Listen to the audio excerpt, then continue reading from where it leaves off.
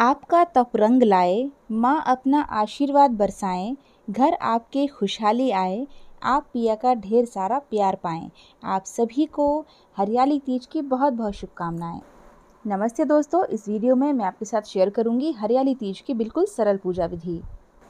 पूजा के लिए मैंने शिव जी, पार्वती जी और गणेश जी खुद बनाए हैं मिट्टी से। और ये कैसे बनाए हैं मैंने, इसका वीडियो ऑलरेडी चैनल पर आ चुका है, आप चाहें तो चेकआउट कर सकते हैं, वरना आपको एंड स्क्रीन पर भी लिंक मिल जाएगी। चलिए दोस्तों, वीडियो शुरू करते हैं। दोस्तों, हरियाली तीज का व्रत श्रावण मास के शुक्ल पक्ष की तृतीया तिथि को रखा जाता है और 2025 में यह व्रत 27 जुलाई को किया जाएगा। रात्रि 12 बजे के पहले आपको रात को ब्रश करके सोना है, क्योंकि इस व्रत को निर्जला रखा जाता है। आप चाहें तो इस व्रत में चाय, पानी, दूध, फल वगैरह ले सकते हैं, लेकिन अगर निर्जल रहें तो ज़्यादा अच्छी बात है। लेकिन थोड़ा अपने स्वास्थ्य का भी ध्यान रखना होता है। अगर आप रह पाएँ तो ही निर्जल करें व्रत को, नहीं तो आप चाय, पानी, दूध वगैरह ले लीजिएगा। तो सुबह सवेरे उठकर आपको दातुन से ब्रश करना है, या फिर आप अलग जो नया ब्रश आपने रख रखा हो उससे ब्रश करिएगा। पुराने जूठे ब्रश से आपको ब्रश इस दिन नहीं करना है। तो सुबह सवेरे में आपको घर की साफ़ सफाई करने के बाद स्नान कर लेना है और स्वच्छ वस्त्र आपको धारण करना है। आप चाहें तो इस दिन सुबह से ही हरे वस्त्र धारण कर सकते हैं। ये पूजा आप सुबह के समय भी कर सकते हैं और शाम के समय भी कर सकते हैं प्रदोष काल में। तो आप पूजा सुबह करें या शाम को करें, पूजा विधि तो एक ही होगी। इस व्रत को सुहागन महिलाएं करें, चाहे कुंवारी लड़कियां करें। हरे वस्त्र आपको पहनना चाहिए इस दिन। साड़ी, सूट, लहंगा जो भी आपके पास हो पहन सकते हैं। बढ़िया से श्रृंगार करें, हरी हरी मेहंदी लगाएं, हरी चूड़ियां पहनें। कुंवारी लड़कियां भी अच्छे से तैयार होकर इस व्रत को करें। ये नहीं है कि आपने घर के पजामे में कर ली पूजा या जीन्स टॉप वगैरह में कर लिया, ऐसा नहीं है। लड़कियाँ इस व्रत को करें तो बढ़िया से आप सूट पहनें, साड़ी भी पहन सकती हैं। और पूर्व दिशा की तरफ मुँह करके आपको बैठना है। तो ज़मीन को आप अच्छे से साफ़ कर लें और वहाँ पर आप आटे से चौक बनाएं, अष्टदल कमल बनाएं, उस पर आप चौकी रखें, उस पर लाल, हरा या पीला कपड़ा बिछाएं। एक बड़ी सी थाली लें, उसमें प्लेट को उल्टा रखें, उस पर शिव परिवार की स्थापना करें, क्योंकि जब आप उनको जल से अभिषेक कराएं तो वो गीले ना हो, ज़्यादा देर तक गीले रहेंगे तो वो गल सकते हैं नीचे से।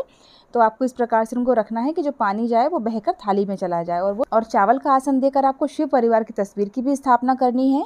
और चौकी के दाईं तरफ आपको दीपक की स्थापना करनी है। तो दीपक को आप चावल पर रखिएगा। चावल का आसन देकर आप चाहें तो कलश भी रख सकते हैं। तो कलश में आप गंगा जल डालकर शुद्ध जल डालिएगा। हल्दी की गांठ, सिक्का, सुपारी, लौंग, इलायची डालकर आप कलश को तैयार कीजिएगा। उस पर आम के पत्ते लगाइएगा।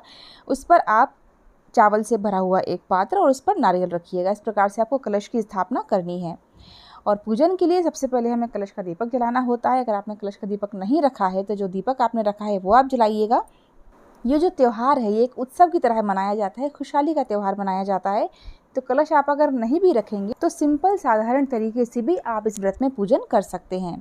तो सबसे पहले हमें चौकी को शुद्ध करना है। तो मैंने गणेश जी और शिव जी और माता पार्वती के ऊपर थोड़ा सा जल अर्पित किया है, जल के छींटे दिए हैं। ऐसे ही आपको दीपक पर भी देना है और जो भगवान की हमने तस्वीर रखी है उस पर भी आपको जल के छींटे देना है। इस प्रकार से भाव रूपी स्नान हो गया है।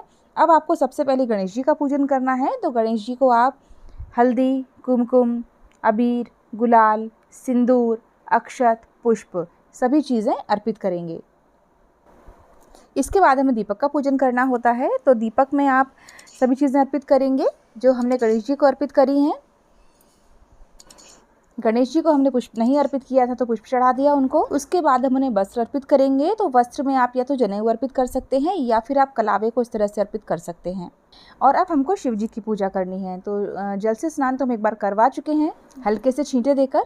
अब हमको इनको पंचामृत से स्नान करवाना है। तो पंचामृत से आप एक साथ मिक्स करके भी स्नान करवा सकते हैं, या फिर आप दूध, दही, घी, शक्कर, शहद सभी से अलग अलग स्नान करवा सकते हैं। और पंचामृत से स्नान करवाने के बाद हमको इनको जल से स्नान करवाना होता है वापस से। तो ये देखिए दोस्तों, प्लेट पर रखने का ये फ़ायदा होता है, जैसे ही हमने जल अर्पित किया शिव जी को, सारा जल बह के थाली में आ गया तो वो खंडित नहीं होंगे। चंदन से हम त्रिपुंड बना देंगे और उनको अबीर, गुलाल और अक्षत अर्पित करेंगे। आपको शिव जी को हल्दी और कुमकुम नहीं अर्पित करना है। वस्त्र के रूप में आप शिव जी को भी कलावा या फिर जनेऊ अर्पित करें। बेलपत्र ज़रूर अर्पित करें, भले ही अगर आपके पास एक हो तो आप एक अर्पित करें। लाल सफ़ेद पुष्प जो भी आपके पास हो वो अर्पित करें। धतूरा शिव जी को अति प्रिय है तो आप धतूरा अर्पित करें। इसके अलावा आपके पास अगर आंकड़े के फूल हैं, आंकड़े के पत्ते हैं और शमी पत्र है, ये सभी चीज़ें आप उनको अर्पित कर सकते हैं। पूजा करते समय आप ओम नमः शिवाय या ओम पार्वती पते नमः का जाप करते रहें। जब हम तन से शुद्ध होते हैं तो हमें मन से भी शुद्ध होकर पूजा करना चाहिए, तभी हमारी पूजा का असर होता है। तो पार्वती मैया को भी मैंने सभी चीज़ें अर्पित कर दी, हल्दी कुमकुम सिंदूर अबीर गुलाल वगैरह, अक्षत, चुनरी अर्पित करें। चुनरी आप चाहें तो उनको टीका वगैरह लगाने के पहले भी अर्पित कर सकते हैं, तो ज़्यादा अच्छा रहेगा। उसके बाद हम फोटो में शिव परिवार का पूजन करेंगे। सबसे पहले गणेश जी का, फिर शिव जी, माता पार्वती और कार्तिकेय जी का पूजन करेंगे। उनको पुष्प चढ़ाएंगे। अगर आपके पास फूलों की माला हो तो आप फूलों की माला भी चढ़ा सकते हैं। इसके बाद आपको 5 प्रकार के फल अर्पित करना है। अगर आपके पास 5 प्रकार के फल नहीं हैं तो जो भी सीजनल फल हैं आप वो अर्पित कर सकते हैं। हरियाली तीज की पूजा में घेवर का विशेष महत्व होता है, तो आप घेवर ज़रूर चढ़ाइएगा। इस दिन घेवर का भोग लगाइएगा। मैं यहाँ पर आपको पूजा करके दिखा रही हूँ, तो यहाँ पर मैंने राजगिरी के लड्डू का भोग लगाया है। इसके बाद आपको अर्पित करना है माता रानी को सुहाग की सामग्री। तो हरियाली तीज का व्रत है, तो जितनी आपके पास हरी सामग्री हो ज़्यादा से ज़्यादा वो आप सुहाग की सामग्री अर्पित करें। यहाँ मैंने हरी चूड़ियाँ ली हैं, मेहंदी की कोन ली है, बिंदी का पत्ता लिया है जिसमें हरी बिंदी भी है, और अगर आप चाहें तो हरी नेल पॉलिश ले सकते हैं। और मैंने कुमकुम लिया है, काजल लिया है, महावर लिया है, ये रही नेल पॉलिश, और मैंने सुहाग की सामग्री में बिछिया लिए हैं और हरा ब्लाउज़ पीस लिया है। और दक्षिणा आपको ज़रूर से रखना है, क्योंकि अगर इसमें कुछ कमी रह जाती है तो वो दक्षिणा से पूरी हो जाती है। तो जो भी आप चाहें वो दक्षिणा ज़रूर से रखें। तो माता रानी को टच करके ये सामग्री हम रख देंगे चौकी के ऊपर। उसके बाद धूप बत्ती अगरबत्ती वगैरह जो आप चाहें वो लगाएं। उसके बाद हरियाली तीज की कथा पढ़नी या सुननी होती है।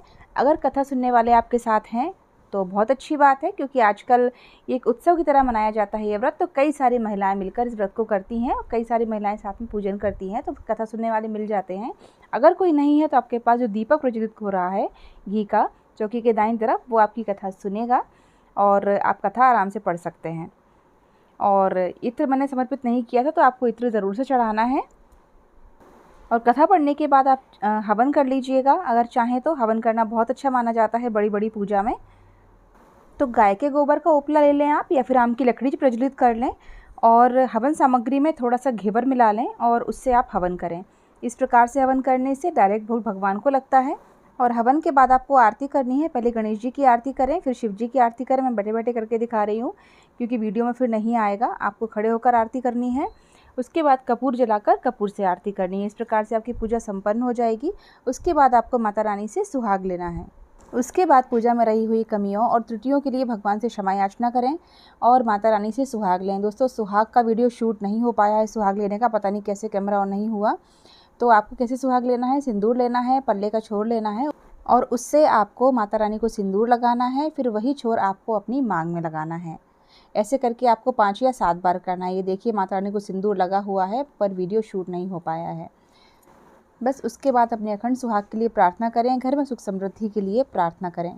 अगर आपने सुबह पूजन किया है तो शाम के समय चौकी का विसर्जन कर सकते हैं। अगर शाम को पूजन किया है तो अगले दिन सुबह चौकी का विसर्जन करिएगा। विसर्जन कैसे करना है इसका वीडियो भी मैं आपके लिए लेकर आऊँगी। और इस दिन झूला झूलने का विशेष महत्व होता है, तो आप झूला ज़रूर से झूलें, क्योंकि इस त्यौहार को प्रकृति के साथ जुड़कर गीत गाकर झूला झूलकर मनाया जाता है। उम्मीद करती हूँ पूजा विधि आपको समझ में आ गई होगी। दोस्तों, अगर आपको वीडियो थोड़ा भी यूज़फुल लगा है, वीडियो अच्छा लगा तो प्लीज़ वीडियो को लाइक, शेयर और चैनल को सब्सक्राइब ज़रूर कीजिएगा। भगवान शिव और माता पार्वती आपका सुहाग अखंड रखें। इन्हीं शुभकामनाओं के साथ आपसे विदा लेती हूँ। फिर मिलते हैं नेक्स्ट वीडियो में। हर हर महादेव, जय माता दी। और कमेंट बॉक्स में जय शिव पार्वती ज़रूर लिखिएगा।